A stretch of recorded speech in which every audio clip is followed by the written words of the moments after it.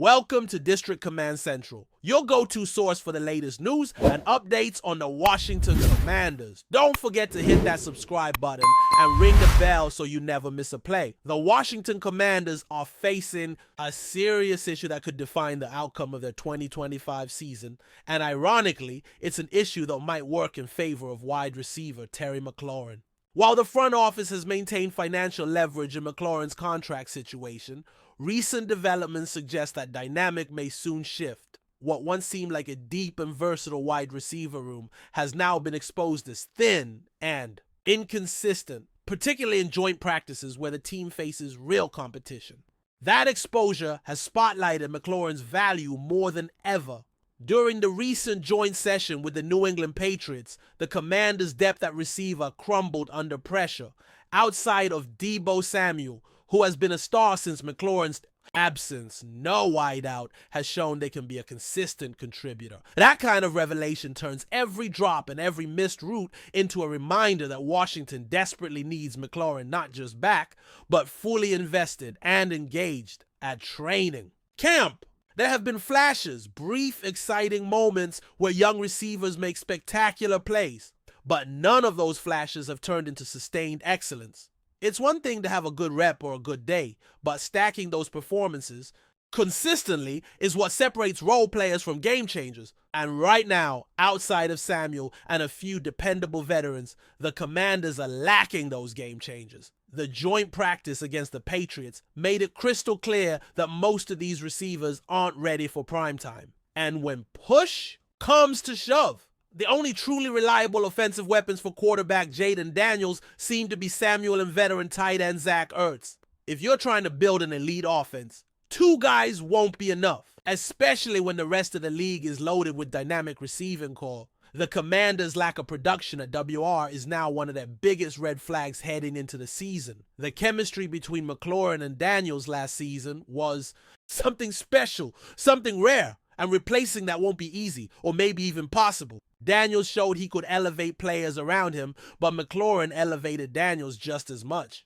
Now, with McLaurin sitting out training camp, Deebo Samuel has seized the opportunity to dominate. He's been the clear-cut top wide receiver, and it's not even close. His explosiveness, route running, and ability to separate have made him the star of camp. But what does it say that no one else is even remotely in the same conversation? The Commanders aren't in a position where one elite receiver can carry the group.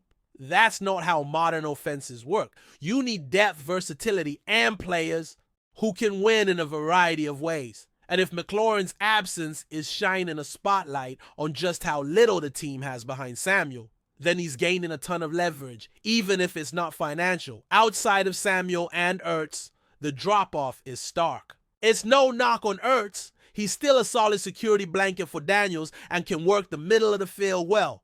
But he's not going to stretch defenses or strike fear into cornerbacks.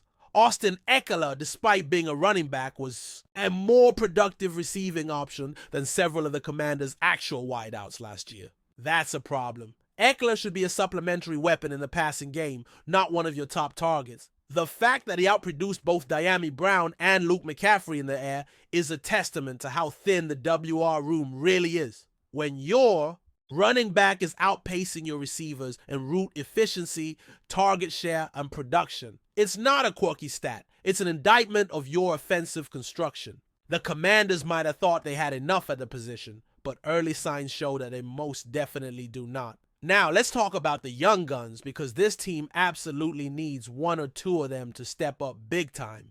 Luke McCaffrey and Jalen Lane are the names everyone's watching. Lane in particular has the traits you look for in a breakout rookie. He's fast, twitchy, and can create after the catch. He might even have the highest upside on the team, and if things click for him early, he could be the surprise weapon this offense needs. McCaffrey, on the other hand, is still learning the position. His transition to wide receiver has taken time, and while the physical tools are there, his readiness for a full-time role is still questionable. If one of these two can emerge by mid-season, it would ease the pressure immensely. But that's a big if, and relying on potential when the season is weeks away is never a safe strategy. The Commanders need answers now, not projections for December. There's also a lot of quiet optimism about Ja'Cory Brooks, the undrafted rookie who has impressed in spurts during camp. Once a 5-star recruit at Alabama, Brooks got buried on a deep depth chart before transferring to Louisville, where he exploded for over 1,000 yards and 9 touchdowns in just one season. He's got size, athleticism, and a chip on his shoulder, which, as we've seen across the league, can be the perfect combination for a breakout star. But undrafted players often have to be perfect in camp to secure a role, and even then, the leash is short. Brooks might end up being a diamond in the rough. But again, that's projection. Right now, the Commanders can't afford to wait and see. They need players who can contribute immediately, and that urgency is making McLaurin's absence feel heavier with each practice. Veteran options haven't exactly seized the moment either. Head coach Dan Quinn mentioned Chris Moore and KJ Osborne as guys who've had the benefit of a full off season to learn the playbook. They're experiencing, and they've had their moments, but nothing they've shown at camp screams starting caliber. These are players who, on a true contending team, would be WR4 or WR5 at best. That doesn't mean they're not valuable depth pieces, but if they're being leaned on to fill a WR2 or WR3 role, the ceiling of the offense is capped. Then there's Michael Gallup, who came out of retirement and is hoping to revive his career. Once a 1,000-yard receiver, Gallup is trying to prove there's still gas in the tank. If he can recapture even a portion of that old form, he could surprise some people. But again, this wide receiver room is full of ifs and maybes, and that's not ideal heading into the final stretch before the season. Training camp and preseason should always be taken with a grain of salt, but the trends you see in those environments matter. And the biggest trend right now for Washington is a lack of consistent play from the wide receivers outside of Deebo Samuel. The offense isn't in full panic mode, but there's growing concern. This is a crucial period for building chemistry. With a young quarterback like Daniels and missing a key figure like McLaurin doesn't just slow that progress, it rewrites the entire development arc. Young quarterbacks need time, reps, and rhythm with their top targets. And right now, Daniels is being forced to build at with players who might not even be on the 53-man roster come week 1. It's a fragile situation, and the longer McLaurin stays away, the more the cracks begin to show in Washington's offensive identity. Daniels has already shown that he's a player you can build around. He proved it last season, carrying the offense in stretches and making something out of nothing, more times than anyone expected. But that kind of magic doesn't last forever, not without help. Expecting Daniels to do it all again with fewer weapons and a shakier supporting cast is a recipe for regression. This is where the front office needs to step back and reevaluate what it's doing. McLaurin may not have contractual leverage, but his football leverage, the kind that actually wins games, is growing by the day. If these next 3 preseason games go poorly for the WR cores and the offense sputters without McLaurin on the field, the pressure will be on the Commanders to make things right. Whether that's with a new deal or a serious midseason addition, at WR, something's gotta give. The truth is simple. The Commanders need Terry McLaurin more than they want to admit. While they were hoping that Samuel Brown and a handful of rookies could carry the load in McLaurin's absence, the reality is proving to be much harsher. Depth isn't developing fast enough. Production is inconsistent. And the only 2 players that Daniel seems to trust are Samuel and Ertz. For a franchise looking to take the next step, that's not nearly enough firepower. McLaurin's return isn't just about adding talent, it's about restoring balance, leadership, and reliability. He's the kind of player that defenses respect, that quarterbacks lean on, and that coaching staffs build around. Every day he's away is another reminder that leverage isn't just about money, it's about necessity. And right now, the Washington Commanders are learning that the hard way. If you're enjoying the coverage, make sure to smash that like button and drop a comment with your thoughts on the Commanders' latest moves. We want to hear from you. Rumors have been swirling around the NFL landscape, igniting speculation that one of the league's most legendary coaches, Bill Belichick, is quietly orchestrating a high-stakes backstage negotiation to take over as head coach of the Washington.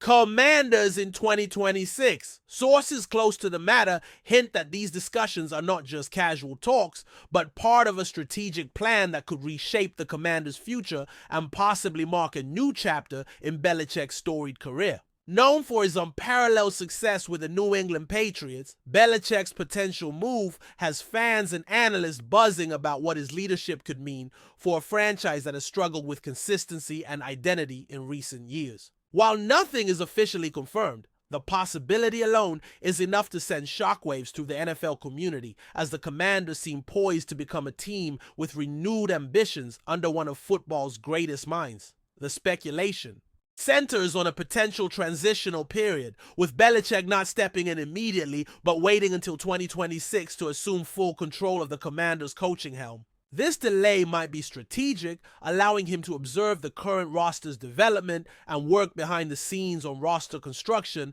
and staff changes before taking the spotlight. Industry insiders suggest that Belichick's negotiation team is working closely with the Commanders' front office, exploring various contractual frameworks that would give him unprecedented influence over football operations beyond typical coaching duties. If this deal comes to fruition, it could signal a power shift within the franchise, granting Belichick a broader role that aligns with the modern model of coach executives who steer both on-field and front office decisions, similar to what we've seen with other elite NFL leaders. While the Commanders have not publicly acknowledged any formal discussions, the mere hint of Belichick's involvement has already started to affect the team's perception among players and fans alike.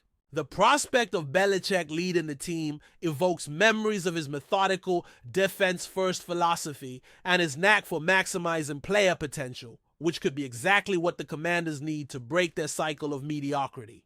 However, some skeptics caution that the franchise's ownership structure and recent organizational turmoil might complicate or even derail the potential deal. The questions remain about whether Belichick will be willing to commit to a rebuilding project with such inherent instability, or if this is simply an exploratory phase to keep options open for the future. Adding to the intrigue is the timing. Why 2026?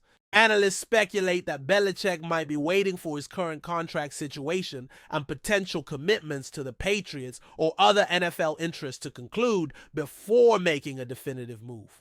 This timeline also aligns with the Commanders' own rebuilding cycle, allowing for potential draft capital accumulation and free agent acquisitions that Belichick could influence. Furthermore, the timing might suggest a mutual desire for a clean break from existing coaching regimes, offering a fresh start for the Commanders with Belichick's leadership fully integrated from the outset. The strategic patience on both sides reflects a long-term vision rather than a knee-jerk reaction, signaling a calculated effort to orchestrate a significant shift in Washington's football destiny. One of the most talked about aspects in the background is how Belichick's renowned attention to detail and adaptability might mesh with the Commanders' current roster makeup. Sources indicate that he's been quietly evaluating the team's young talent and veteran leaders, assessing which pieces fit his system and which require change. His preference for versatile players and situational football could drive a shift in the Commanders' drafting and free agency priorities leading up to 2026. While some fans worry that Belichick's demanding style could clash with the current locker room culture, others are optimistic that his presence would instill a winning mentality and discipline that the team has struggled to maintain.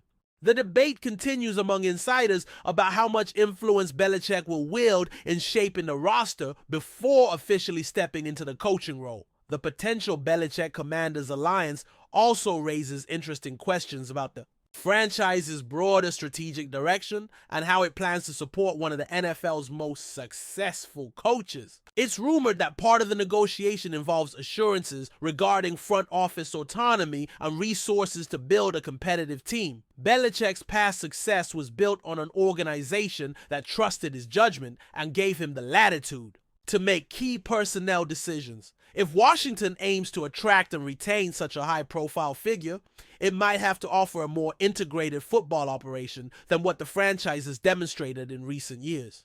This could mean changes at the ownership or executive level, adding further layers to the behind-the-scenes drama as stakeholders debate the best path forward. Another angle fueling the rumor mill is the comparison between Belichick's potential move to Washington and other legendary coaches who made late-career coaching changes seeking fresh challenges after long tenures. Just as Vince Lombardi left the Green Bay Packers for Washington decades ago, creating a lasting legacy, Belichick's potential transition could echo historical coaching migrations that changed NFL landscapes. Some analysts point out that Belichick's desire to prove himself in a different environment might be a powerful motivator, especially after 2 decades with the Patriots that yielded unprecedented success but also challenges and controversies. The Commanders could represent a new proving ground, offering Belichick a chance to solidify his legacy by transforming a struggling franchise into a contender, which would only add to the buzz around this possible coaching coup. The buzz has even caught the attention of media outlets and fans on social media, where speculative discussions about what Belichick's presence would mean for the Commanders' playing style, draft strategy, and overall competitiveness dominate conversations. Social media platforms are abuzz with hypothetical lineups and coaching staff rumors as fans eagerly await any official confirmation or denial.